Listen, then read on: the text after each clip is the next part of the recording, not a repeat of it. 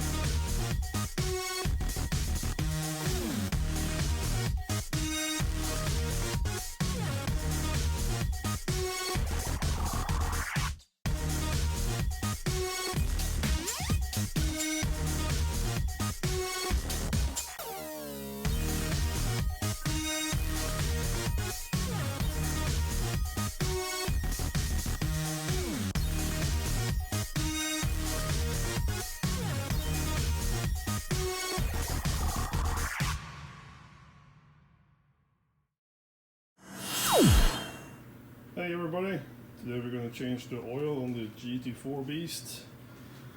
It's already on the workshop hoist, ready to be lifted, and we're going to change the K&N Oil Filter. It's hard to say. K&N. For the GT4s, it's the HP1002. That's the one that's preferred, and we're going to do something a little interesting, as we've been doing for years and years here at the club, and that is to heat shield the oil filter with some steel wire. Heat shielding. This is usually used for exhaust systems or downpipes.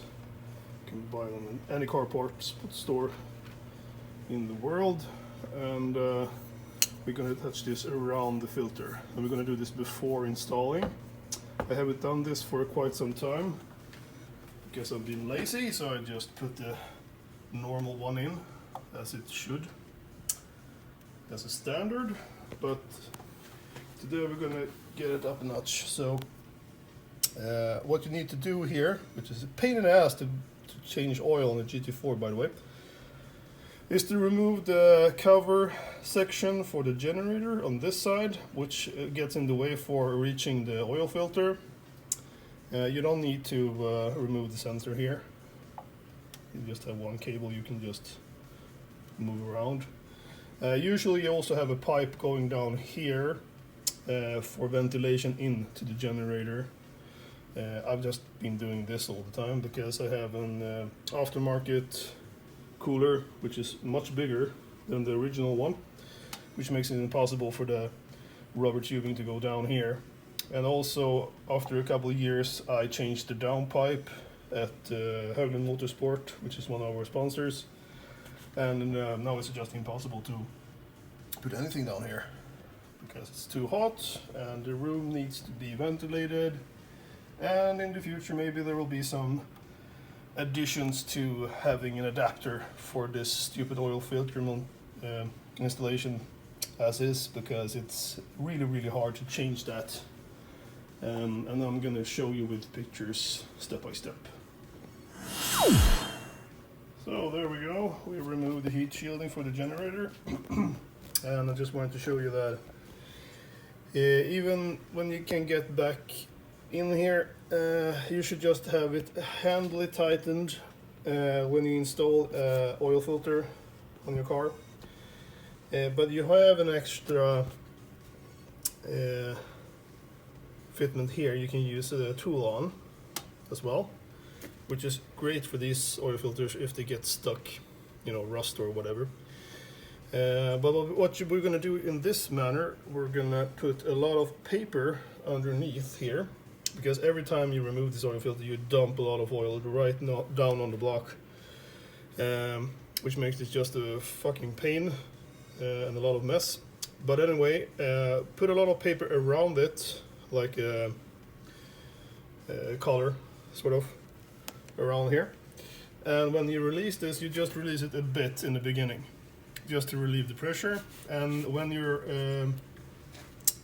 tapping out all the old oil from underneath in a bucket, you can just keep waiting for this oil filter to purge itself as it should before removing it. And keep in mind, you're still gonna dump some oil from this oil filter because of the fitment, because it's upside down and all the oil is inside, of course, and you just start dumping it as soon as you relieve the pressure and start lifting it up. So just a little turn to release the pressure, and then I'm gonna tap out the oil for quite some while to be sure that I'm not gonna spill anything. At least I'm not necessarily spills. Alright, so I'm halfway done. I've tapping out the oil underneath, and as you can see here, when I relieved some pressure, the oil keeps pouring out of the socket as such. So you have to be careful and just release it a little bit at a time until you see it's not dripping uncontrollably as such. So the oil filter is still not purged enough. I'm gonna wait a little bit longer, but as you can see, I prepared this time and made all the precautions I could with a lot of paper and newspapers and shit. But for some reason, every time I change oil, somebody fucks with me. So as you can see the trail here, this was from a bucket I couldn't trust. So it's in the shitter. So fuck you. Not gonna use you anymore. So I made quite a mess and underneath the car as well. But that's why you have kitty litter. As such.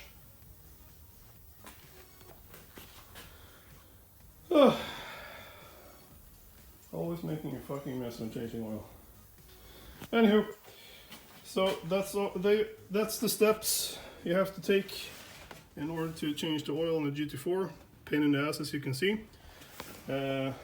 Just removing this and applying this with some heat shield this time.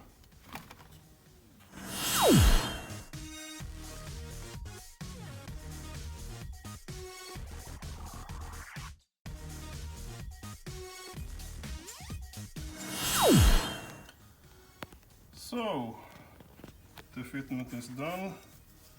Now I have some heat protection for my oil filter.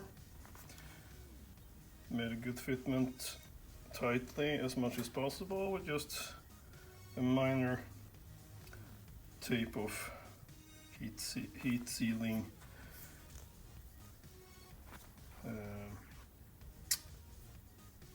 foam around the oil filter.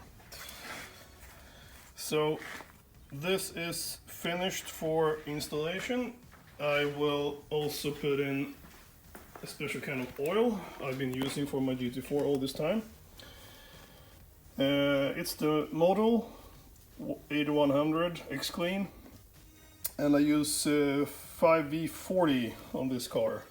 Some people use actually 5V30, but 5V40 is much more recommended for higher RPMs, and if you use it like on track days and stuff like that, you need a better oil. Also, in this situation, why I'm heat shielding this as much as possible is because it's very close to the downpipe, as you can see here, and I need to keep the oil as cool as possible. And we'll see for future fitments if I can install something better for an oil cooler. So that's that. Time for oil.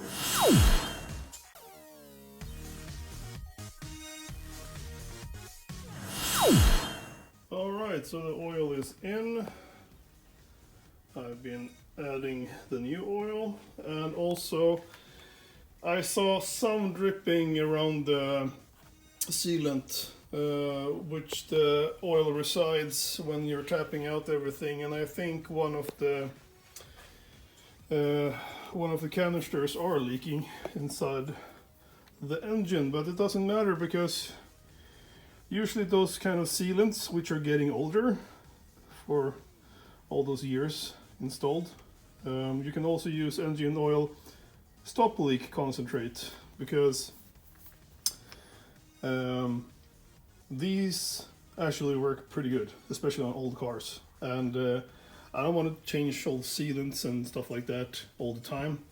I've been actually changing a lot already on this car, but this responds pretty well to this fluid. It makes me more flexible again and reseal, and it doesn't actually hurt your engine in any way, because it just well, sets on a fine layer inside of the engine and just reacts to rubber or those kind of materials that are sealants inside of the engine.